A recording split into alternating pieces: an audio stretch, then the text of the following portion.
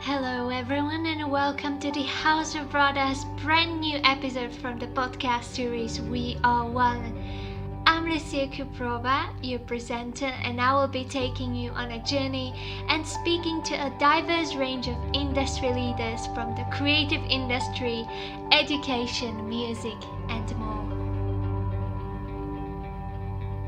In today's episode, we're going to talk about the cultural arts and the theatre.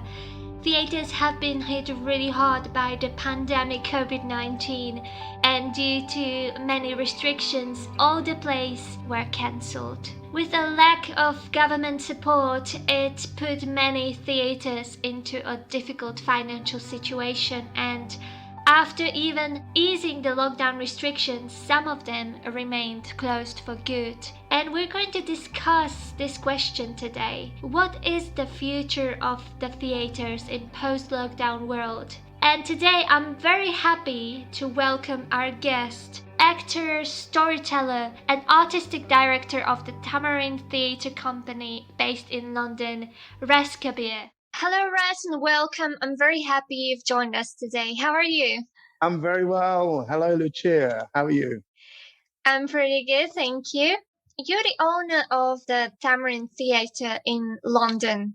I read that it's sort of like the combination of the theatre and school itself. Could you tell our listeners more specifically what is the purpose of this theatre you co-founded? Sure. Tamarind Theatre Company is a company that was established 2009. It's based in East London, in the London Borough of Tower Hamlets. We originally began on a remit to develop and spread the art of storytelling. So the initial audience was schools and young people because we want to advance literature, reading, self-confidence.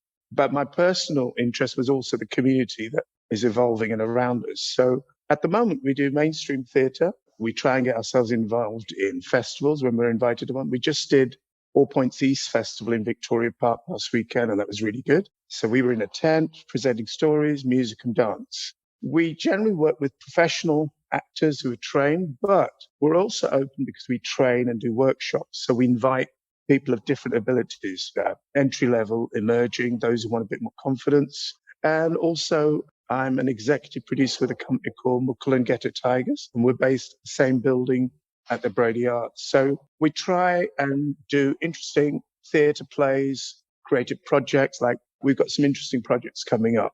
You're the actor yourself. So before you've come up with this idea of Tamarind Theatre Company, can you share some of your journey? What actually inspired you to come on the path of Tamarind Theatre? Well, it was my interest when I was very young in stories and storybooks, which my grandfather instilled in me. He had a big library. He used to stick a graphic novel or a paperback in front of me when I was about 4, but I didn't understand them, but I remember the pictures. Later, when I went to school, like primary school, middle school, I had good teachers, like English teacher, that encouraged me to write. So I'd write essays and stories.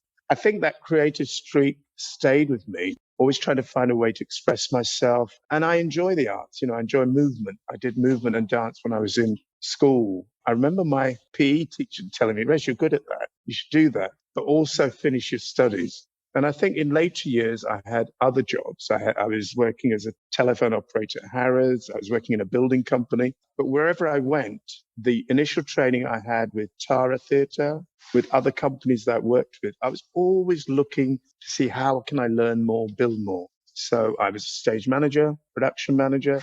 Then I got involved in TIE, which used to be theatre in education.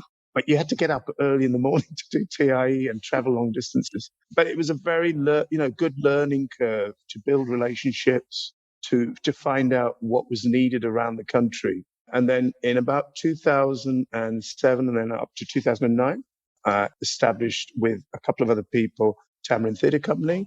I have an agent, so I can get professional work in theatre or film. And I also am an executive producer with another company, Muckle and Ghetto Tigers. So we're constantly looking to develop new projects, working with an existing company on a freelance basis, but also trying to map out, especially, in this time of COVID and lockdown, a huge change and impact? How do we continue the arts and make it interesting and relevant for, for the audiences today? Yeah, as you said, it's very difficult nowadays due to the pandemic. It's been 2 years and 3 lockdowns, isn't it? At least in the UK. And theatre industry has been really hit hard by COVID-19 as all the shows were cancelled. The theatres that the rehearsals had to be cancelled too because of the group gatherings, or the government really didn't support the creative industry and theaters, as many of them closed and now they're closed for good. So how has the pandemic affected your work life and how did you adapt to it? I think you're right. The advent of COVID, the impact of lockdowns, and the world that we were used to working, both the professional industry, the drama schools, all the training academies, schools, and our communities, we were impacted because I'll tell you personal experience. I personally thought, what am I going to do? What worth do I have? What value do I have? How do I continue to contribute and take something out of this industry, which is, worthwhile? Me spending that time. And I had some deep thinking. Did I make the right choice? But when you've been in an industry, you've contributed at whatever level, whether you're working at the National, the RSC, whether you're in the regional theatres, you're a young person, you've got that dream ambition. You want to be in the next Netflix movie. You want to be in that Hollywood movie or make a film of your own, or you want to be in a band or create a dance troupe. Ultimately, what happens is whatever the challenge is, you'll find a way. We were very much fortunate and lucky to have what we had before, both a funding system and a structure like, say, the regional theatres. It's probably the funding wise from government and local authorities probably have changed in terms of if I think of, let's say, community groups, language groups, single mothers groups, or different languages, or youth centres, that has actually been drained and fragmented over the years. It's not that the government don't understand. They don't know how to have a policy which fits all, and they don't have the time to do an individual package. So really, it's up to us to find those avenues and pathways. I think the regional arts do their best to connect with, a centre that stays open, like in Manchester, the Curve Theatre, Leicester. I know because of tourism, the kind of scene in West End and London, it just kind of dried out and ended. So what happened was relationships got affected. Our mental state was, very much in the state of, what do I do? How do I physically change it? And the thing is, the way we approached it from our work was we just keep links. So I remember last year, I just used to meet a couple of friends and we just go for a walk in the park and we just talk theatre. Then when we got used to Zoom, micro teams, all these kind of links and social media, there is a way to find a belonging and to find a place in the arts. And then where we did have some funding to do projects, we'd then have to platform it on a digital platform and build those relationships in a new way. Other projects within an environment that was safe, such as the university space, which is cleaned. They allow, let's say, up to 6 people to meet social distance. We were able to take part in a festival and produce between a 20-minute and a 40-minute production that was filmed. It also taught us, each medium is different. The demands are different. And because of so much choice nowadays, video games, video technology, the technology develops so fast. We are a sophisticated audience now, and we want to be challenged. We want to be, above all, entertained. So the opportunities are there, but the lessons we learn from now, I hope it makes it a better industry as we move forward. Yeah, and as I mentioned before, some of the theaters weren't that lucky, and even though the restrictions got lifted, they remained closed. And from your point of view, how do you think the theatre has changed thanks to the pandemic? We know in terms of producing which shows they'll do, the ones which are least risk and hope to bring back a return or at least break even for the producers. I know the National tried a one-person show or a two-person show. They were broadcasting live or recorded shows onto the internet. That was good. I was watching a lot of theatre from the Globe Theatre, old Shakespeare productions. We, within our circle and where we're based, and it's different for each region, like the North, Leeds, Southeast region, you just tried to keep that theatre thing going, even if it was talking to each other on a regular basis. or encourage each other to keep writing. In this industry, it's built on building a professional relationship. A producer will need a director will need a producer, somebody who can get the funding. They will need a writer and all the peripheral tasks and jobs. If a show goes on in the West End, I know they were locked down and they were closed, it's because in a way they're hoping that push will bring the industry back. But I think we've also changed as an audience. We've also changed in terms of what we want from theatre and from live performance. And also now there are checks and balances. You've got to have a COVID letter. You've got to be protecting each other. So we probably can't put shows on that we used to or took for granted. For example, there's not going to be a massive show in a stadium unless they can protect it, like a big rock band or a big festival. It might be done in the open air with all the following the guidelines. But whatever you're doing, whether it's in your front living room, I remember Storytellers, we were gathering every month and sharing stories from around the world. So what we lost in one way, we also gained in other ways. I've made new relationship with other storytellers from around the world. It wasn't just about us missing out, what we were used to. It was also creating new opportunities for each other and supporting each other, even if it was acknowledging we can't do what we used to do. And also, the COVID and the lockdown isn't the only subject that controls the agendas. We have to keep talking to each other, listening, and have that kind of quality of dream, ambition to say, well, I want to do this. And whatever we do must come from us, because everything stems from what we feel and think from here. If it's genuine, there's always a chance that it can progress. And I believe that you're working with a lot of young talents for acting, storytelling, dancing. It must have been really a big hit for them if this is the right choice of their career and if it makes sense to go back into and wait for 2 years to go back to the theatre. What would be your advice to these young potential actors and artists wanting to be part of the art culture to keep their hopes up? Well, I would say leave, pick another career that makes you lots of money, like, I don't know, banking, insurance, real estate. No, what I would say is have a strategy for your life. Pick something that helps you to earn daily money, although it's not the money that's the focus, because we need money to pay our bills. That's one. Whatever it is that we choose, it helps to develop our artistic and personal value.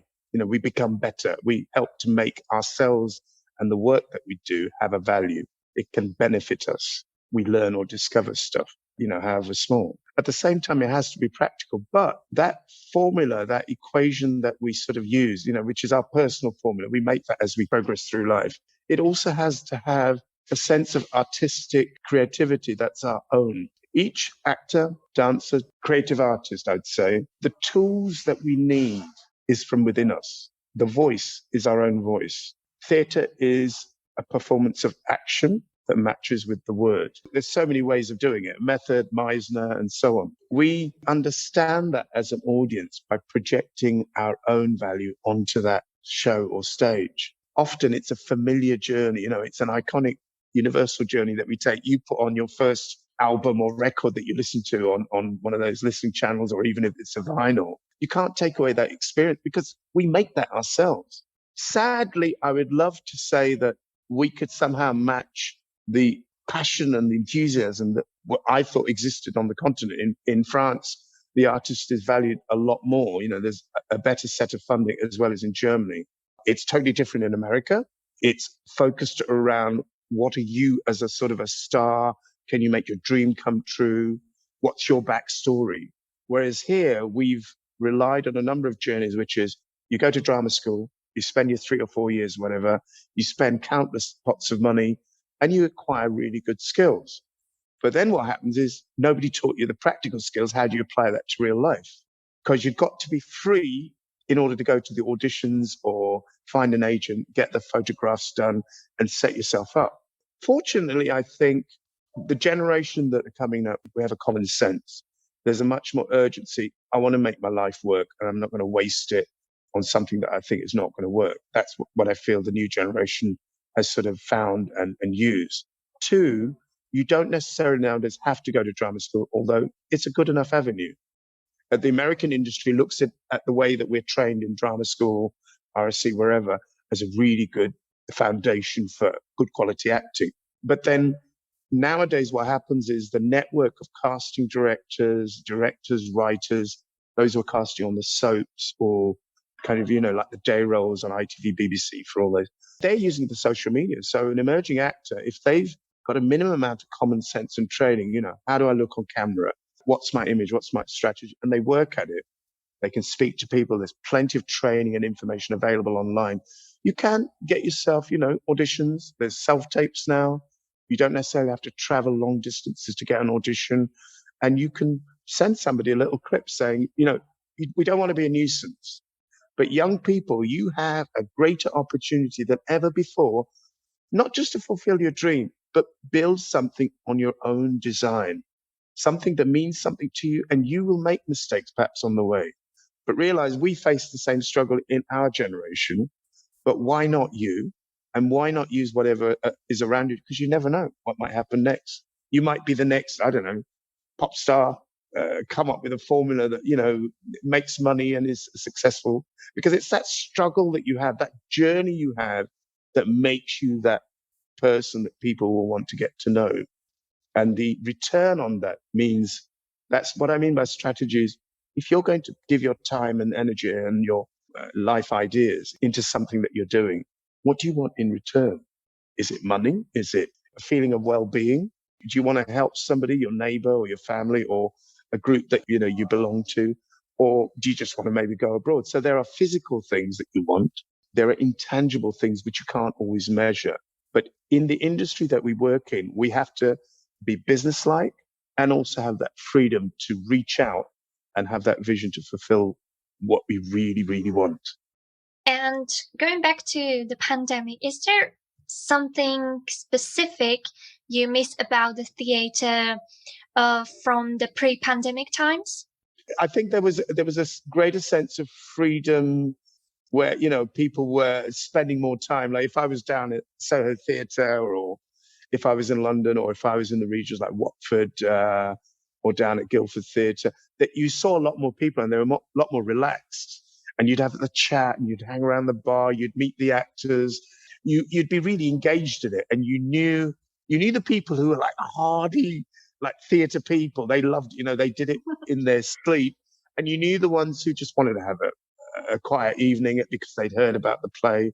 I know there's a play going on. Is it a Soho Poly or a Lily Allen plays going on? But tickets are like 100 quid. But that's the price we pay. I went to see a play at Windsor Theatre. It was Sir Ian McKellen's Hamlet, and we'd got tickets for like 25 quid. We were right up in the gods, and the stage was tiny. But the feeling was, wow, I'm back in the theatre. I've got people like 2 or 3 seats away, but it was such an experience. The only thing is you couldn't go to the bar freely. You had to go in a certain direction. So there was lots of rules, and you felt, fair enough, those rules are there for safety and to prevent anything nasty happening so that we could come back to the theatre the next day. So I miss the freedom. I miss the quality. The kind of theatre scene that I've grown up with here and abroad is there was a variety of work. You just didn't know where something just stuck out, and it could have been amateur, it could have been semi-professional, it could have been, I know, is it the Real Bank Job, or one of those plays that went to the West End? It started off or the play about a bank, or play about a bank robbery. It started off as a student script and eventually ended up on Broadway. Leonardo DiCaprio didn't have any money. The director was having a read of it in Australia years ago. It was Romeo and Juliet. So he got the money for a ticket and he flew to Australia. He didn't have the return ticket. He had the single ticket. But he went there to read it for the director. And the director thought, if he's got the guts, I hope this story is true. Somebody told me, I hope it's true. If he's got the guts to make that journey for me or for this project, I'll give him a shot. So this is how Leonardo DiCaprio was discovered, isn't it? The story. No, I think he was acting before, but in the sense of Baz Luhrmann finding him for Romeo and Juliet, that's what he did apparently, because he was out in Australia and he couldn't come out. He'd heard about it, so he flew out there. Theatre, I miss is the variety, like I say, and also the freedom. But it's coming back. It might be a new way for a newer generation, because there's so much snobbery around. I hope that the restrictions allow us to check that some of those things that we miss were probably not things that we need now, like the way we respect each other, acknowledge each other, and the way that we recognize and give credit to those who do contribute to our industry and to our family. Yeah. And the other thing is that your work is quite inspired by different cultures Mm. from India to Bangladesh, and you're trying to show these cultures in your storytelling. And yourself, you've got cultural background, you've got Indian heritage. Do you feel that there's more diversity through the arts and theatre industry, or do you feel there still needs more support in this area? That's a great question, and it's one that challenges a lot of people. The policymakers of universities and drama schools, the content providers and producers of TV channels, studios, the film industry, and theatre. Look, it's a start. We have to say, oh, we must put in the X number of women, X number of disabled, X number of black, white, yellow, brown. That's one way. In a world where we are educated, we have access to free thinking, where we are allowed to connect to past histories, we will realize that the East, West, wherever we are, was a constant flow of information, scientific knowledge, literature, arts, and politics was constantly flowing from East to West, right the way back in one context, in what I say the modern era would have been perhaps Vasco da Gama when he went to discover China, or Columbus or Americano who goes to America. But before that, there were civilizations in ancient times that went across the ocean. You know, if you think of Greek myths and legends, it was because people traveled in the Mediterranean and the surrounding areas because we were curious. We were not content to having what we had in our immediate area, and we wanted to better ourselves. We wanted to find something new and meet new people. That hasn't really changed. Why do people go from one country to another? Emergency, save our lives, have a better life. My father came here in the 60s. Before that, my uncle came in the 50s. And I'm sure there are plenty of stories that people can relate to where previous generations have traveled from Poland, Europe, South Africa, America, Scotland, Wales. We have a distinct way of thinking what culture is. And social media and the media and the press, wherever there are images, embed certain fixed ideas. And we might fit into that. For me, I like to recognize that though differences exist, we can live side by side. We can get on. That doesn't mean we're always going to agree, but it's the arts. The arts is the safe space or platforms where we can have these debates, where we can argue and search in depth with emotions or just enjoy. You know, I love listening to a bit of, I don't know, my friends went to a club in Portugal and they listened to Portuguese music. They listen to jazz. I like all sorts of things. I just like stuff that's good. And I also go and listen to stuff that's not so good because it allows me to appreciate both. A lot of stuff that I thought I wouldn't want to go and see, and then friends keep bugging me. It helps because if you are in the industry or if you're working or interested or you want to take up theatre and acting and performance, go and see as much theatre as you can. If it's online, you know, there are plays going on everywhere, a little bit more than before. They may not be in, you know, in conventional theatres. They might be in the open air, like in Regent's Park. They might be within festivals. Go and see a production. That experiences broadens your mind and changes your whole outlook to life. What we need is stimulus. That stimulus comes from many, many things. There are many, many types of stimulus. We take that in order to make sense of the world or find, you know, ideas that think, hey, like yesterday, I was in a conversation with some friends. We were looking at the Sharknado movies. Do you know what I mean? Mm-hmm. They're these they're these really low grade films with, you know, the special effects. You can see how they made them up, where they combined a shark, man eating shark, killer shark with a wolf or a whale with a wolf. And they're coming out of the sea and they're eating people. You see all the horrible heads coming off and the blood squirting. And I thought, that's terrible. On the same level, it's also creativity.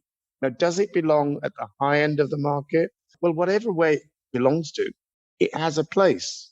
So in that way, I say, wherever you're from, we may not get on. In order for us to understand each other, we have to open a dialogue. The first and foremost in diversity is we must acknowledge and accept how things are. We must not let bullies dictate who you are and what you should be, whatever color or wherever we're from. It's having a different type of voice, not just diverse, accepting that the world that we live in and the community that we live in, whether it's our local area or the theatre that we practice within, is going to have different faces and voices. How can we allow it to exist so that some of these voices can work together, or we can view them in isolation, but we have a connection and a dialogue with each other? So we're not in isolation thinking, well, you've got more money than me. No, I deserve to live better than you. It's not divide and rule. It's differences work side by side. Though they exist, we work side by side. And to me, it's healthy, but I think there's a lot more that we can do because we don't go just by what governments say and what anti-racists say or this group says or that group says. Common sense tells you what it is, because when you're in a good group and there's negative vibes or whatever, if the people are genuine, you can get through that because you need to get through that journey in order to create the foundation so you can get to the next step. But if we're constantly thinking, oh, right, I haven't ticked all these boxes. Oh, there's too many of those people. There's too many of this people there. Then all you're doing is you're resurfacing the old arguments that divided us in the first place. So the tendency or the habit of humans is to go out, explore, better ourselves. Diversity is a great way, but I think in theatre, it's more than just diversity. It's inclusion. And it's representing the voices that don't get represented, whoever they are. That's what we should work towards. Mm-hmm. If there was more partnership, I think it'll work. As a young, aspiring actor in your beginnings, when you were trying to get into the theater industry, have you got any challenges you had to face as you've got the voice of different culture or background? Oh, yeah, I had quite a few. I was studying engineering at Warwick near Coventry. And I remember going to the college there. And then I met a friend who was a visiting theatre company. And they said, do you want to come and help us? We're going to set up a show at the Belgrade Theatre. So I went and helped. And then I think that summer I went down to the theatre company in London and I just helped around with the tape player. In the old days, it was a reel to reel, or I helped with the cable and the lights. And I remember talking to a young friend of mine, I still know now. I said, what do you think? Should I get into theatres? He said, see that door? You just get out of there and run. There's no money. You can't be famous. There's nothing in it. But the thing is, it wasn't for fame. It was just something that I enjoyed doing. It was a curious thing. I had challenges from family. I had challenges in the sense of the theatre, the way that it's designed, it doesn't allow you to make money. In Scandinavian countries, what I understood in the past was after you graduate, the government will support you in the arts because there's a pool of fund available for 3 to 6 months. So they will allow you to begin your journey as a creative artist so that you can establish yourself and then you pay back into the fund once you're earning. In this country, you'll spend 40, 50,000 pounds at drama school or university, and then you're just dropped. It's up to you knowing, having the right connections in order for you to get a job in television, or you do a hard graft and you get into film, or you go and tread the boards, local regional theatre, and you find your way through. Each of us choose what we want. For me, it wasn't always stardom because I thought, oh God, I'll never do a speech. If I win an Oscar, I'll never do that speech. I was too nervous. I think what it was, I could see myself on a stage with a light and I enjoyed stepping onto a stage. It gave me an experience which I just couldn't explain. And unless you are a dancer, a composer, or someone who is a painter, you can't explain the experience and the feeling you have. So for me, there were challenges in making money, family, what people thought. And I thought, I'll never do it. But I'm still here, good or bad. I'm still here and I'm still enjoying that journey. And it's not over. There are so many things left for me to do, God willing. Who knows?